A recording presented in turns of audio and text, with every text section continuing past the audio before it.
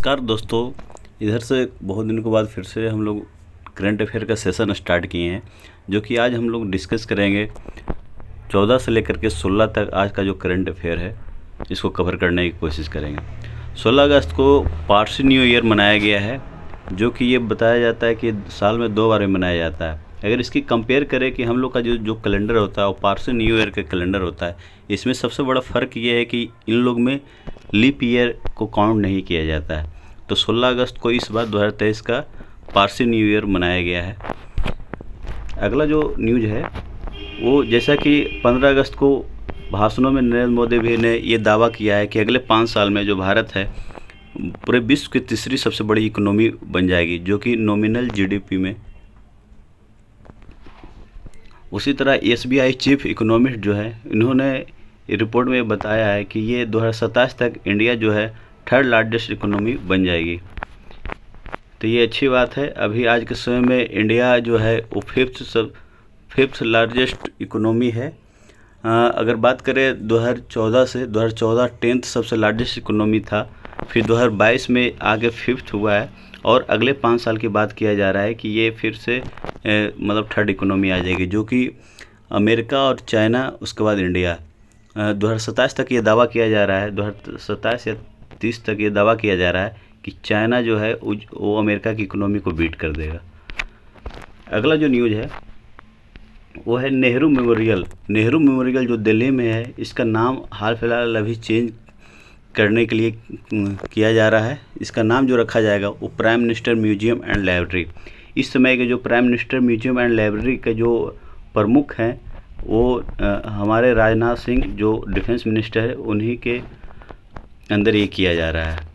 जो पहले ये नेहरू मेमोरियल के नाम से जाना जाता था, अब ये प्राइम मिनिस्टर म्यूजियम और एंड लाइब्रेरी के नाम से जाना जाएगा। अगला जो न्यूज़ है, former Indian football captain Mohammed Habib pass away. ये जो ये बहुत फेमस मतलब ये खिलाड़ी रहे हैं, फुटबॉलर रहे हैं, उनका हाल फिलहाल अभी देहांत हो गया है, जिनका नाम है ये मोहम्मद हबीब। मोहम्मद हबीब जो ये फुटबॉल प्लेयर रह चुके हैं, ये हमें जानने की ज़रूरत है।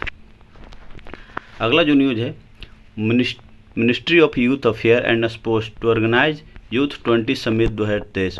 जैसा कि हमें पता है कि G20 का मीटिंग इस साल होने वाला है भारत में, और इसके तहत अलग अलग मीटिंग हो रहा है, जो कि अभी हाल फिलहाल वाराणसी में 17 से लेकर 20 अगस्त तक होने वाला है। और ministry of youth and affair sports इसी के अंतर्गत यूथ 20 समिट होने वाला है। अगला जो न्यूज़ है वो इंग्लैंड के पूर्व क्रिकेटर स्टेफन फिन ने, इन्हें हाल फिलहाल अभी जो नी में चोट लगा है, जिस कारण इन्होंने अनाउंस किया है कि ये क्रिकेट के सभी तरह के मैचों से ये संन्यास ले लेंगे। इनका नाम स्टेफन फिन है। जो स्टेफन फिन हाल फिलहाल इन्होंने पूर्ण रूप से क्रिकेट से, ऑल फॉर्म ऑफ क्रिकेट से ये रिटायर करने की घोषणा कर दी गई है। तो ये न्यूज़ में है ये खिलाड़ी, जो इनका नाम है स्टेफन फिन। अगला जो न्यूज़ है मेघालय से है। मेघालय के जो सीएम है कोनार्ड संगमा ने इनॉग्रेट किया है पाइनएप्पल यूनिट। जो पाइनएप्पल का जो प्रोसेसिंग होता है उसका यूनिट ओमिधियर जो है वो मेघालय में है, और वहाँ के सीएम कोनार्ड संगमा ने इनॉग्रेट किया है पाइनएप्पल का एक यूनिट वहाँ पे। तो हमें जानने की ज़रूरत है। अगला जो न्यूज़ है ए हेल्प प्रोग्राम, जो कि इसको द्वारा इनॉग्रेट किया जा रहा है, जो हमारे यूनियन मिनिस्ट्री है animal husbandry and dairying Purushottam Rupala द्वारा ये मतलब ये प्रोग्राम ऑर्गेनाइज किया गया है ए हेल्प के नाम से। इसके विषय में बताया जाता है कि ये गुजरात में इनॉग्रेट किया जा रहा है, और इसका जो मेन काम होगा, जैसे इसमें खास करके जो वुमेन होंगे उन्हें ट्रेन किया जाएगा। जो भी तरह तरह के जो डिजीज होते हैं, जैसे एनिमल को, और लाइव स्टॉक जो एनिमल होते हैं, जो एनिमल हस्बेंड्री होते हैं, उनको तरह तरह की जो बीमारियां होती है, इनसे इसके तहत ही, ये प्रोग्राम के तहत लोगों को जागरूक करेंगे कि ये सब बीमारियां से कैसे बचा जा सकता है। ये हेल्थ प्रोग्राम है जो पुरुषोत्तम रूपाला जो हमारे यूनियन मिनिस्टर हैं उनके द्वारा ये स्टार्ट किया गया है। ये जो है जागृति अभियान के अंतर्गत ही इसका आयोजन किया जा रहा है। अगला जो न्यूज़ है ministry of electronics and information technology के जो सेक्रेटरी हैं श्री अखिलेश कुमार शर्मा ने अभी लॉन्च किया है ग्रेफीन अरोरा प्रोग्राम जो कि केरल में किया गया है। और इसका जो मेन पर्पस है, जो ग्रेफीन होता है कार्बन की तरह ये होता है, जिसका साइंस एंड टेक्नोलॉजी में अलग अलग उपयोग करने के लिए वहाँ पर एक यूनिट स्थापित किया गया है। और इसमें एक दो मिनिस्ट्री का मिल के ये योगदान है, जो कि मिनिस्ट्री ऑफ इलेक्ट्रॉनिक्स और इंफॉर्मेशन टेक्नोलॉजी, और उसमें गवर्नमेंट ऑफ इंडिया और गवर्नमेंट ऑफ केरल ये दोनों मिल करके इसको स्टार्ट कर रहे हैं, जिसका बजट लगभग 94.85 करोड़ कहा गया है।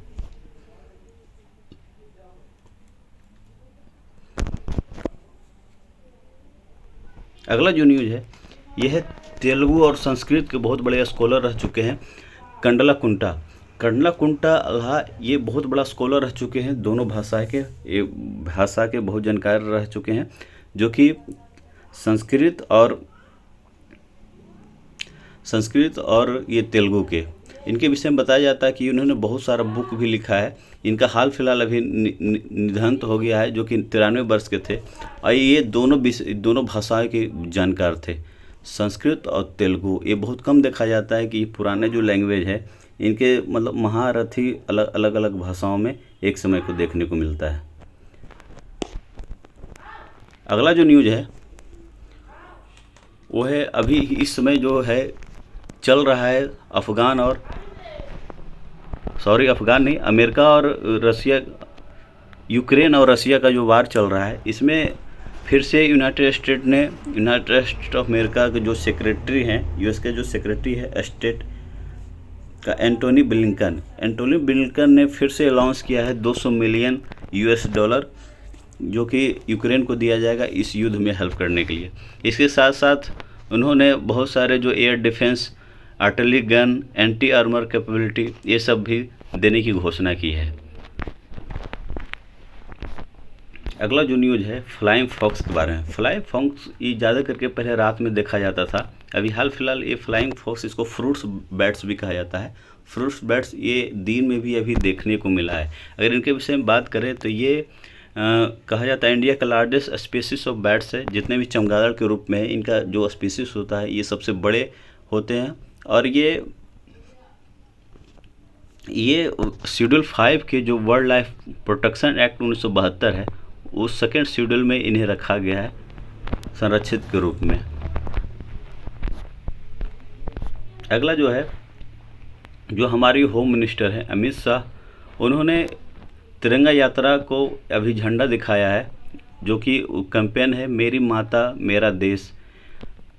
ये अहमदाबाद में इनॉग्रेट किया गया है। वहाँ जो हमारे होम मिनिस्टर हैं अमित शाह और जो गुजरात के सीएम है भूपेंद्र पटेल, दोनों ने मिल करके ये तिरंगा यात्रा कैंपेन को स्टार्ट किया गया है अहमदाबाद से। तो हमें ये जानने की ज़रूरत है।